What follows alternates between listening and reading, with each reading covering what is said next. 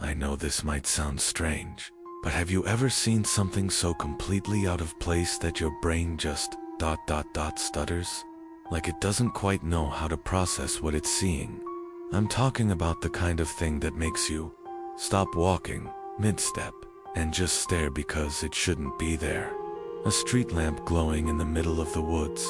A mailbox out in the desert. For me, it was an elevator. A standalone elevator. No building, no walls, no wires.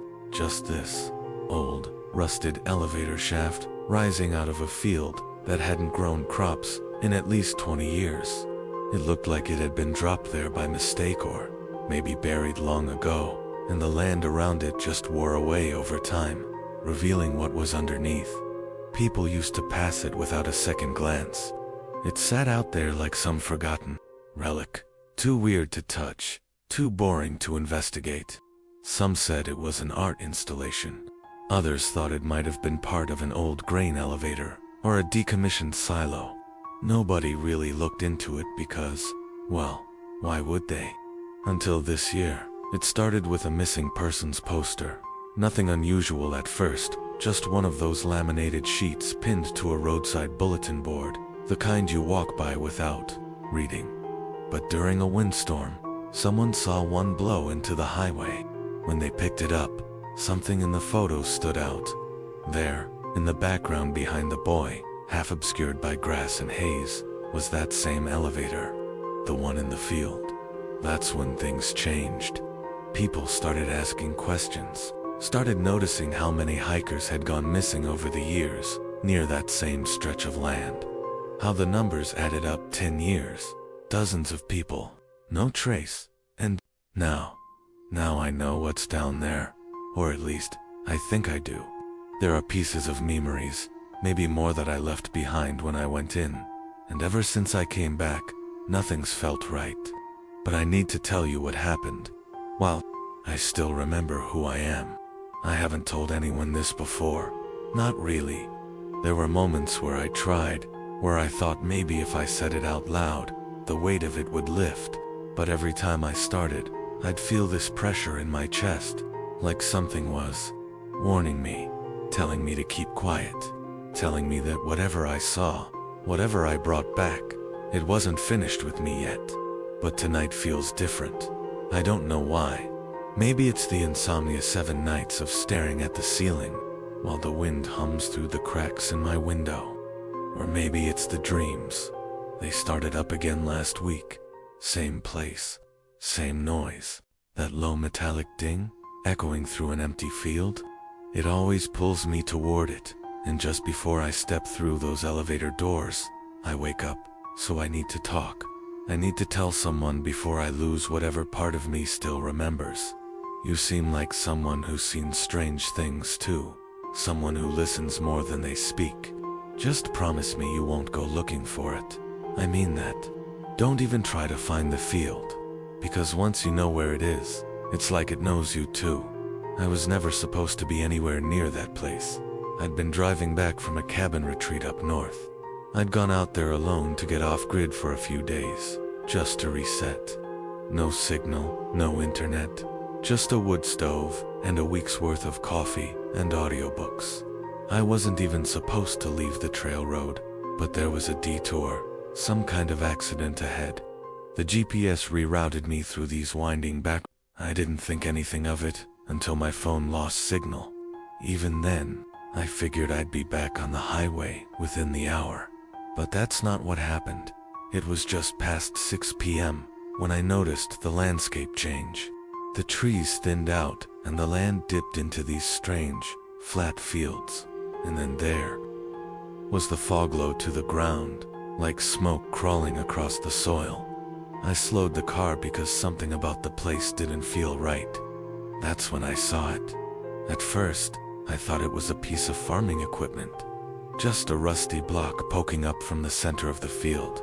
But when the fog shifted, I saw the sliding metal doors and the panel on the side, just like in a hotel elevator.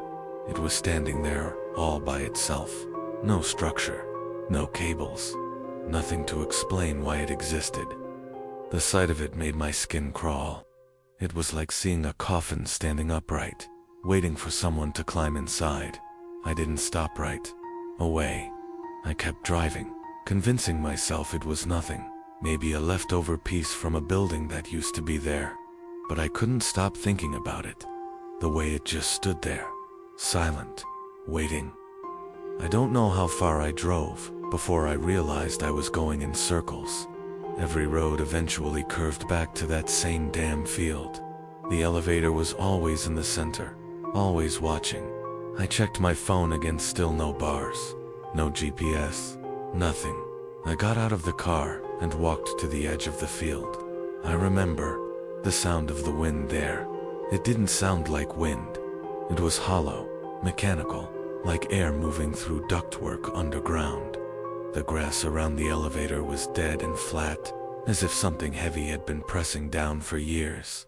I told myself not to get closer, told myself to turn around, wait for someone to pass by, but I didn't. I walked across that field like I was sleepwalking. When I reached the elevator, I noticed the panel was lit. Just one button down, no numbers, no call light, just one single direction. I didn't press it then. I wish I could say I had the courage or the stupidity to do it right away, but I didn't. I backed away. I walked back to my car, got in, and tried to drive again, only to realize the sun hadn't moved.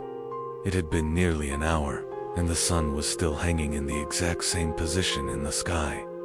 That's when the whisper started. At first, I thought it was the radio, but the dial was off. Just silence. Then I heard my own name, quiet, garbled, like someone was whispering it through static. It was coming from outside the car, from the field, from underneath the field. I didn't sleep that night. I parked near a fire lookout station a few miles up, locked the doors, and kept my eyes on the tree line until dawn finally broke, and when it did, the field was gone. Just grass. No elevator, no panel, like it had never been there at all. But I knew what I'd seen. I knew I hadn't dreamed it. And in the days that followed, I kept hearing the whispers. I'd find footprints in the hallway outside my apartment. Strange metal pieces, buttons, screws would appear on my floor. And sometimes, late at night, I'd hear that ding, that low, hollow chime echoing in the back of my skull. I'm telling you this because I don't know how much longer I'll be able to. The memories come and go now. My handwriting doesn't always look like mine anymore. And sometimes, when I look in the mirror, I swear the reflection hesitates, like it's not sure what face to show me. So please, just listen. That's all I'm asking. And whatever you do, don't go looking for that elevator, because if it wants you to find it, you will. The cabin I stayed in before everything happened was about as off-grid as you could get. It was tucked miles down an unmarked logging road, swallowed by trees that creaked, even when there was no wind. The place had no address, just GPS coordinates, sent by the owner after I'd booked it online. Total seclusion, the listing promised, and it was. I didn't see another person after I passed the last gas station, and by the time I got there, my cell service had long since vanished. It was exactly what I wanted. At the time, the cabin itself was old, and I mean decades.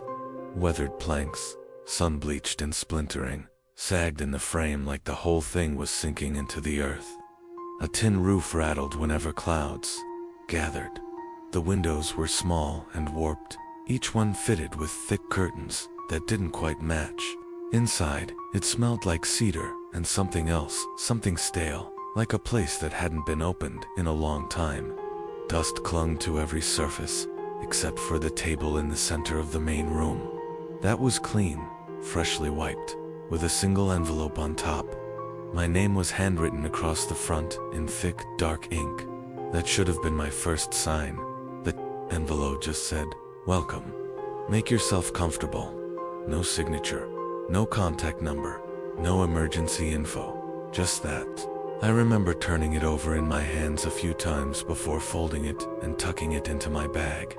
I told myself it was probably just a hospitality things, something pre-written, the owner left for guests. But something about the handwriting felt off, shaky, almost too neat, like someone trying hard to write, like a person they weren't. I spent the first day getting settled, stacked wood, checked the lock on the door. It stuck a little, but it held. The place had a small generator, just enough to run the lights and a space heater. No Wi-Fi, of course. The only entertainment was a stack of books by the fireplace and an old cassette player that crackled when I plugged it in. I figured I'd be fine. I had my own paperbacks, coffee, and a journal I hadn't written in 4 years. But that night, things started feeling wrong. It wasn't anything obvious at first, just little things. The clocks there were 2 in the cabin, one over the stove, and another by the bedside. They didn't agree. In fact, they didn't even move. I thought maybe they needed new batteries, but when I opened the backs, both were ticking normally. They just never changed. They stayed locked at 3:17 the whole time I was there. I set an alarm on my phone just to be sure, but every morning I woke up, it was still 3:17. The woods outside were eerily quiet. No birds, no crickets, just wind, and even that didn't sound right. It wasn't the kind of soft rustling you hear through leaves. It was deeper, lower, almost like breathing. When I stepped outside to pee in the middle of the night, I remember holding my own breath just to check, but it kept going. A steady inhale, pause, exhale, coming from the direction of the trees and the mirrors. God, I hate thinking about the mirrors now. There were only 2, one above the bathroom sink and another small one by the entryway. Both were foggy, warped from age, but when I looked into them, I felt wrong, like something was watching me through them, not reflecting. There were moments I'd catch just a flicker of something that didn't match, a blink out of sync, a faint smile I didn't make. I stopped looking after the second night, covered them both with a towel, and left them that way. I wrote some of it down in my journal, mostly out of habit. Pages filled with small observations, clocks still frozen, heard footsteps on the porch, no one there. Reflection looked off again today. At first, writing helped. It grounded me, but that comfort didn't last long. One morning, I opened a fresh page and saw something already written there. Not in my handwriting. The letters were crooked and too wide-spaced, like a child learning how to write. "We're waiting." That was it. No context, no signature. Just those 2 words at the top of a blank page. I packed my bag that same afternoon. I wasn't sure what I was planning, whether I'd leave early or just drive into town to clear my head, but I couldn't shake the feeling that I wasn't alone. I'd felt it since the first night, like something was watching me through the cracks in the wall, through the trees, through the goddamn mirrors. I'd never been afraid of being alone before, but this was different. This felt personal. The local diner was the only place with any people, and even there, it felt off. No one would meet my eyes when I spoke. The waitress called me by name without me giving it. When I asked her how she knew, she just smiled and said, "Small town."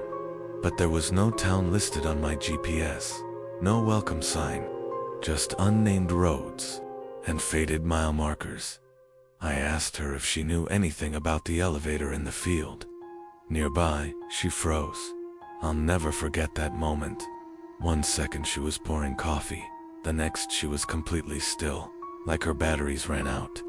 Then, in a voice too low to match the expression on her face, she whispered, "You don't go near that place. That place remembers that night. Back at the cabin, the generator died. The darkness was thick, real darkness, not the kind you get in cities or even suburbs. I couldn't see my hand in front of my face. I lit a candle and sat on the floor, staring at the journal, debating whether I should read the rest of what had been written. But I didn't have to, because the whispering started again. Only this time, it wasn't coming from outside. It was coming from beneath the floorboards. That night didn't end. I mean, Technically, the sun came up, but something about the light felt wrong. Dull, off-color, like it filtered through dirty water before reaching the earth. And the silence, that terrible, heavy silence, never broke. I sat on the floor of that dead cabin for what felt like hours, watching the candle burn low, my eyes flicking back toward the baseboards every time I thought I heard movement. There was nothing at first, just stillness. But sometime before dawn, I started hearing footsteps, slow, barefoot, moving from one end of the cabin to the other. I knew I should have checked. I should have stood up, grabbed a flashlight, and swept the room. But I didn't. I just listened, frozen, because deep down, I already knew I wasn't alone anymore. I told myself it had to be in my head. Sleep deprivation, isolation. Maybe I'd caught some forest virus that messes with your senses. But that theory fell apart the moment the knocking started. It was soft at first, almost polite. 3 steady knocks, pause, then 3 more, always from a different wall. I'd get up, run my hand along the wood, even peek out the windows, but there was never anyone there. Then it started at the door, first on the outside, then, one night, from the inside. That's when I started dragging the heavy wooden table in front of the entry every night. It didn't help. The next night, I woke to the front door, wide open. The wine door, what I thought was wind, was howling through the trees, and that metal scent, sharp and sour like blood left in the sun, had seeped into every corner of the room. I didn't remember unlocking the door. I know I didn't. But the chain was dangling, still swinging. I spent the rest of the night sitting upright on the edge of the bed with a kitchen knife across my lap, blinking into the darkness and praying the candle wouldn't go out. By the 4th day, reality had started to bend. I'd go to pour coffee and come back to find my journal open 2 pages I hadn't touched. Words would appear overnight, sentences and blocky letters I didn't recognize. We remember you. You were meant to come back. It's almost time. I ripped them out, burned them, even buried one. But they always came back, new ones, taped to the mirror, folded into my boots, whispered in the static of the cassette player, even when it wasn't plugged in. And the dreams? That's when I really started to unravel. They began with whispers, just like the ones in the field, garbled, faint, but each night they got louder, more distinct. I started hearing my name, then voices I recognized, my mother's, my old high school teachers, even my own voice saying things I'd never said. Things like, "You forgot something important," or "This is where you left yourself." I'd wake up drenched in sweat, the sheets twisted around me like a straitjacket. One night, I found myself standing in the doorway, hand on the knob, unsure of how I got there. The scariest part, I wasn't surprised. It felt normal, like that's where I'd always stood, like I'd done it 100 times before. And the furniture? God, I know how that sounds. The furniture moved. That's the line where most people check out, stop believing you. But I swear to you, it moved. It started subtly, a chair, pushed slightly out. The old armoire angled differently. A boot I could have sworn I left by the door now under the bed. I thought I was just being forgetful, until I woke up one morning and the entire dining table had been rotated 90 degrees. Fully moved table, chairs, centerpiece. No noise, no marks on the floor, just different. Then came the night the bed moved. I woke up to the sound of scraping, long, slow drags. I reached out to turn on the lamp and realized my hand hit the wrong side of the bed. I opened my eyes, and the entire bed frame and all had been pulled to the opposite wall. My feet were now inches from the door. I didn't move it. I couldn't have. And even if I had, why? The whispers in my dreams weren't just whispers anymore. They were instructions. They told me to follow, to return. I'd see the elevator rising from the fog in my mind, and behind it, shadows moving. Not walking, exactly. Shifting, like people who forgot how bodies are supposed to work. They'd reach out to me, hands made of bone and fabric and dirt, and just before they touched me, I'd wake up with scratches on my arms. I started keeping track, counting how many new ones I'd find each morning. 3, then 5, then none, for a whole day. That night, I thought maybe it was over. It wasn't. The next morning, I found my own handwriting etched into the cabin door, deep, carved with something sharp, just for words, "Let us back in." I didn't remember writing it, but when I pressed my hand to the grooves, they felt familiar, like I'd done it 1,000 times before. And the worst part, I started to believe it. I started to feel like maybe they had come from me, like I'd opened something years ago, left it behind, and now it wanted to be whole again. Every night, I stayed awake longer. Every sound made me jump. Every creak of the floorboards felt like a countdown to something I couldn't name. The birds never came back. The clocks still read 3:17, and that low hum under the floor had grown louder, almost rhythmic, like machinery warming up beneath the earth. And the candle, it started burning faster. I went through 4 of them in one night. They just went straight down, even when barely lit. When I tried to use the flashlight, it blinked and died. Same with the backup batteries. The darkness in that cabin didn't want light. It wanted me blind. The final straw came when I found the photo. It was tucked under the mattress. A Polaroid, yellowed and scratched, but I could make out the shapes. 4 people, standing in a foggy field, smiling. One of them was me. Same jacket, same face, same scar above my brow. But I'd never been in that photo. I'd never met those people. And yet, I looked so happy. On the back, in that same unfamiliar handwriting, someone had written, "Don't forget again." That night, I didn't sleep. I sat on the porch with a knife in one hand and the photo in the other, watching the trees. I didn't notice the elevator until the sun came up. It was there, in the center of the field, as if it had always been there, like it had waited for me to remember. And I did. I remembered everything. I don't remember opening the elevator door. I don't remember walking across the field or stepping inside. But somehow, I was already there when I came to, standing in that cramped metal box.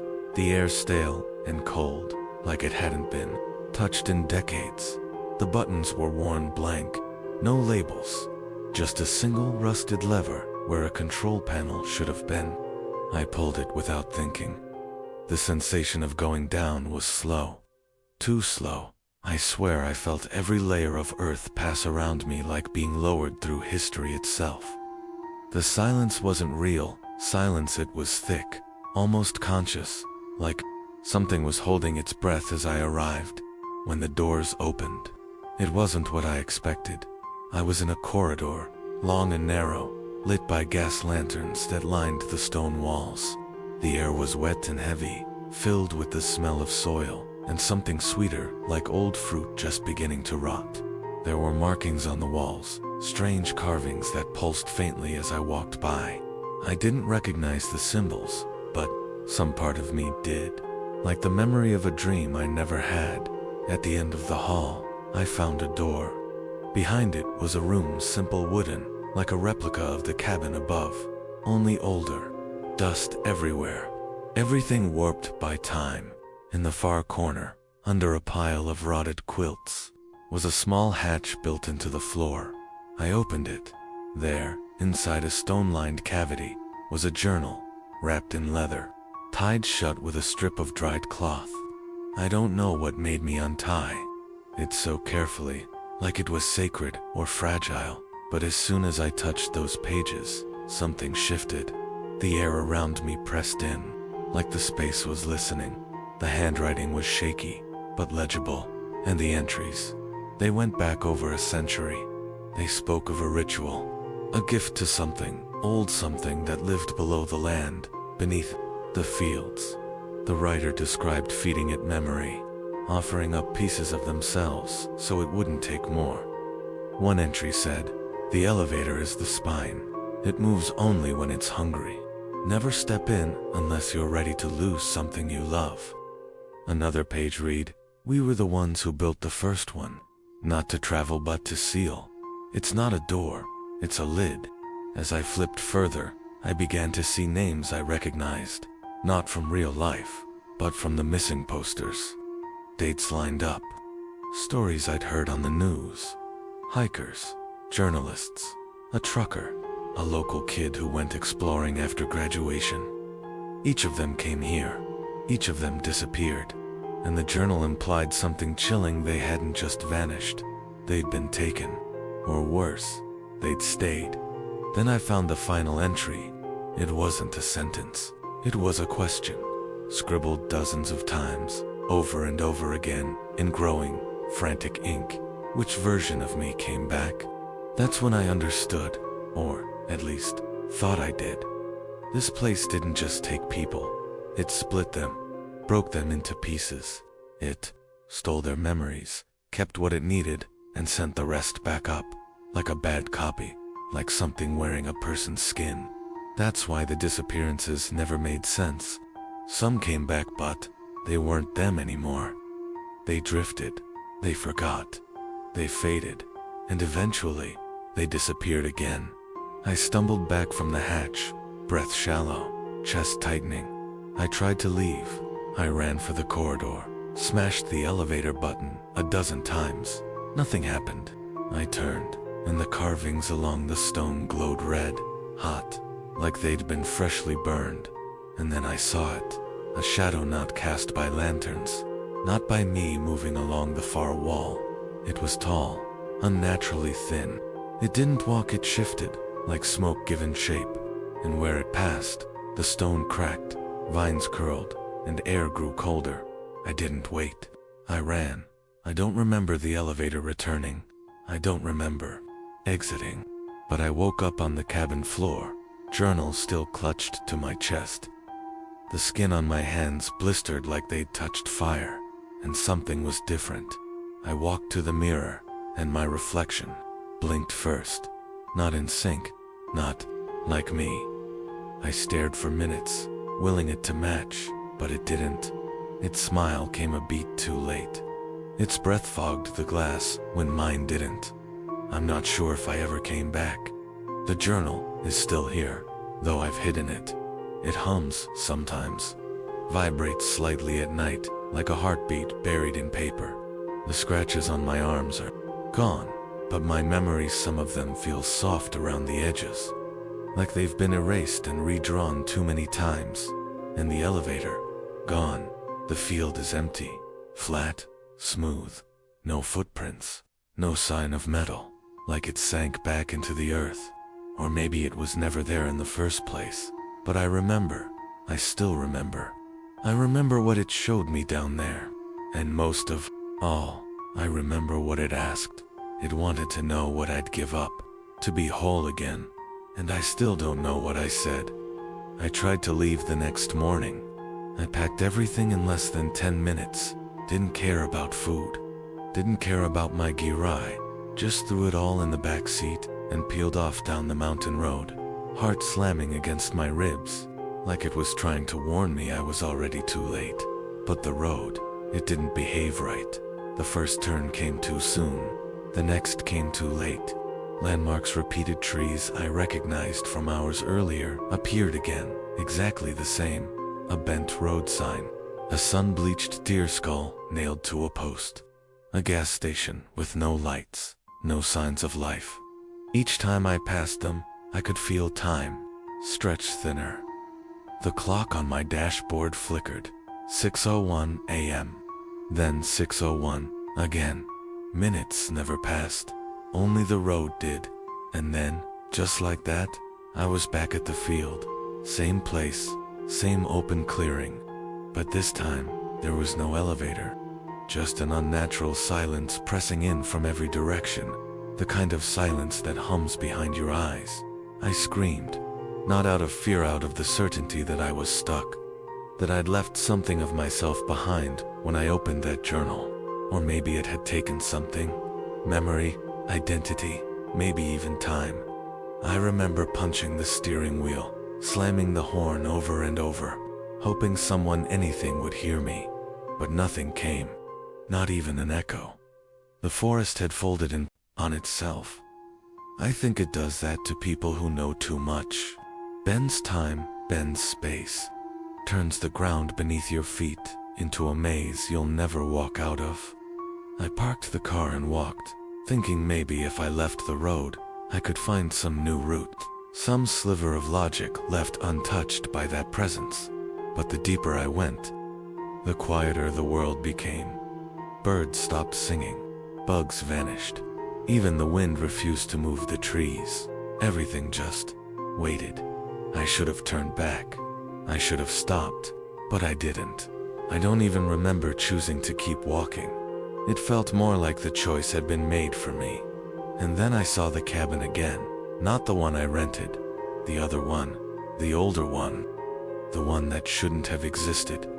It stood crooked at the edge of a dry creek bed, slouched like it had aged a century in my absence. I approached slowly, footsteps muffled by damp moss and roots that twisted unnaturally beneath the earth, like veins under translucent skin.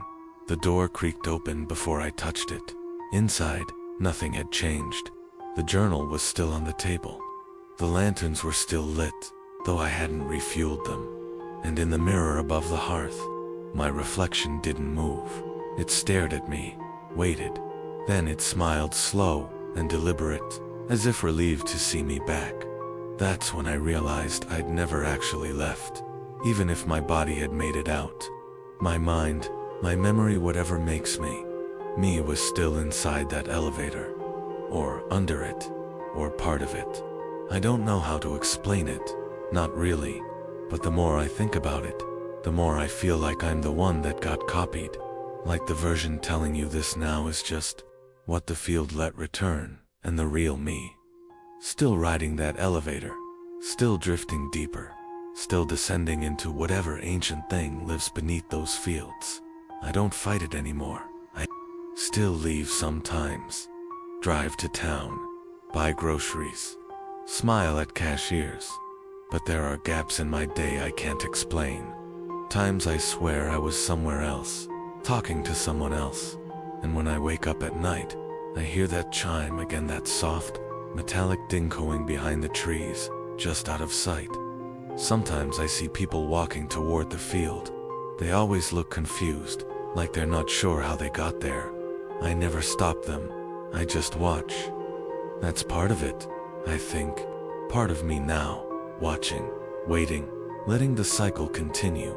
And maybe that's the worst part, knowing you're haunted, but not sure if you're the ghost or the house. So if you're still listening, and I hope you are, please remember what I said. Don't go looking for the field. Don't follow rumors, or coordinates, or curiosity. Don't think you can find it, and just leave. You won't, because once you know where the elevator is, it already knows you, and whether you take the ride down or not, it always takes something back. I haven't been able to sleep since that night. Not really. I close my eyes, and for a few minutes, it feels like I might drift off, but then I hear it. That same mechanical chime, faint, far away, like the sound of an elevator arriving just outside the walls of my mind. I tell myself it's nothing, that it's just a sound my memories invented. But some nights, it feels closer, like the floor is vibrating beneath me, like it's waiting. I've tried everything, moved apartments, changed jobs, threw away every old map or photo that reminded me of that place. But it doesn't matter. I think once you step into that elevator, even once it marks you, or maybe it copies you. I'm not even sure which version of me is telling you this now. You seem like someone who listens. I mean, really listen. That's why I've kept talking this long. I think maybe if I tell someone, it won't feel so heavy. Or maybe someone else out there can carry part of this with me, because I'm tired, not just sleep deprived. I mean tired in a way that no rest will fix. I still dream of the journal, of the handwriting that slowly became my own, of the words that etched themselves into the walls of that underground corridor. Sometimes I wake up and swear I've written something while I slept, phrases in languages I don't know. Once I found a message carved into my bathroom mirror. It still remembers you. I didn't write it. Sometimes I think I left more of myself behind than I realized. Not just memories, but pieces of my soul, if that's even a real thing. In the version walking around now me, this may be on just a hollow echo that the field let go, something unfinished, something borrowed, and I think it wants the rest back. Please, if you ever find yourself somewhere strange, off-grid, surrounded by silence too loud to be natural, turn around. If you see a clearing that feels wrong, even if it looks perfectly normal, if you find an elevator in the middle of a field, no roads, no buildings, no wires run, I mean it, don't. Get curious. Don't go looking for answers. And don't think that you'll be the one to make it out whole. That field, it doesn't give answers, it gives echoes. And even the ones that escape still carry the sound of the descent inside them. If you ever find that place, burn it. Don't stay. Don't explore. Don't write anything down. Just watch the fire consume it, and pray it doesn't remember your name, because I think that's how it finds you. And if you've already heard the once, I'm sorry, it knows you now. Have you ever heard something mechanical in a place where it didn't belong? A chime in the woods?